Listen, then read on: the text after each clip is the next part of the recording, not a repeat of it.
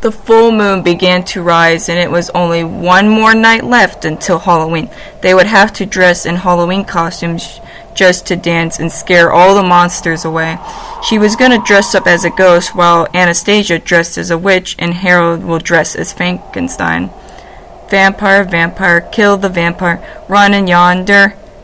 Kill, kill, kill the vampire, and all the vampires are done for, Kryptina sang softly, holding up her crossbow. The fog and chilly breeze still lingered around the forest. Kryptina was holding her torch as she slowly continued stepping towards a small area of grass. As she entered it, she slowly tripped over a tree trunk. She suddenly fell onto the ground. She looked around the area to see a black piece of grass. The grass sparkled like the stars in the sky. Kryptina suddenly noticed a small patch of fur in the bushes. Snowy? She got up and picked up the piece from the bushes.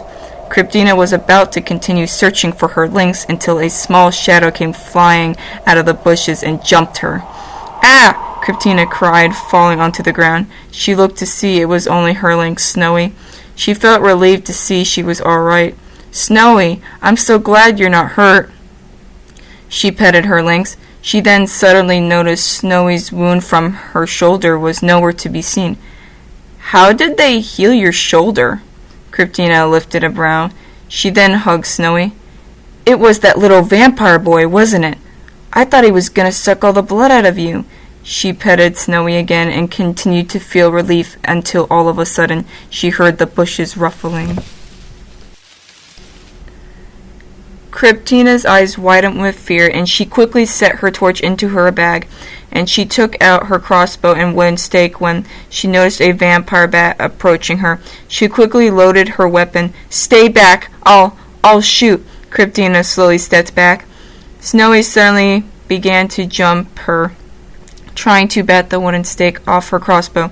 Snowy! Stop that! Kryptina cried, waving her crossbow back and forth. Just then, Snowy quickly jumped up at her crossbow and immediately batted the wooden stake off her bow. No! Kryptina cried. Snowy quickly picked up her wooden stake and ran into the bushes with it. Kryptina turned to the little vampire bat. Stay back. Get away, vampire, Kryptina said, stepping backwards. Kryptina backed up, trying to get away, but before she could make her escape, she suddenly swung upside down. Kryptina suddenly noticed she was caught in a vampire trap. The trap was covered with garlic. The bat slowly backed up, making a yucky face, sticking his tongue out. Whoa! Kryptina tried to untie herself so then she can get away from the bat. Just then the bat flew back and forth. It began to try and bite. No! Get away! Kryptina cried, and she began to make fists. The bat tried biting again and again, but before it could get the chance to, Kryptina struck it with a slap as the bat tried again and again. Kryptina only began striking the bat across its face again and again. The bat turned around and suddenly swung right at her, narrowing its glowing red eyes. Kryptina quickly struck the bat again, but then all of a sudden, the bat fell onto her as its fangs suddenly broke skin on her neck. Kryptina screamed in pain, suddenly freed from the trap, falling onto the ground as the bat's fangs were stuck onto her neck for a few seconds. The bat quickly flew off her and turned to her with its ears lowering. Whoa! Kryptina slowly looked at the bat, and as she did, she suddenly noticed a soul of a little boy. It was the one she'd met before the other night. The bat turned away from her and flew towards Snowy, who came out of the bushes. The bat landed on Snowy's back. Snowy? Kryptina said, trying to reach her hand out to her. Then suddenly, Snowy ran away with the bat flying alongside her. Snowy! Kryptina quickly rushed after them, leaving her wooden stake and crossbow behind.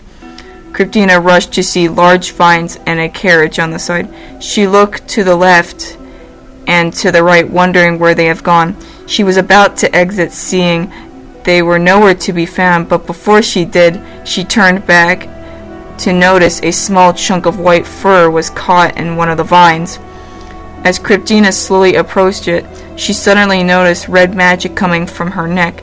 She backed up for a few seconds, then she slowly began to enter through the vines. Kryptina exited the vines, backing up. She turned around and her eyes widened with shock as she saw the land was surrounded by fog.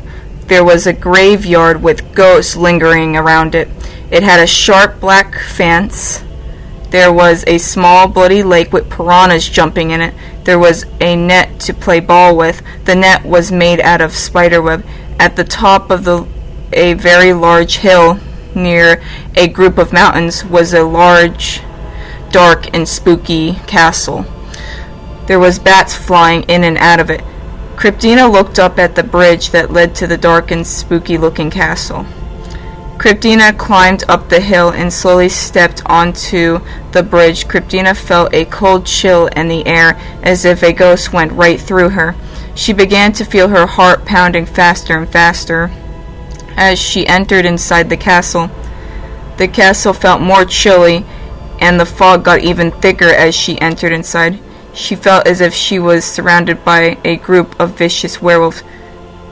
Kryptina entered inside the castle. It was pitch black until all of a sudden, when she blinked, she saw the inside of the castle perfectly.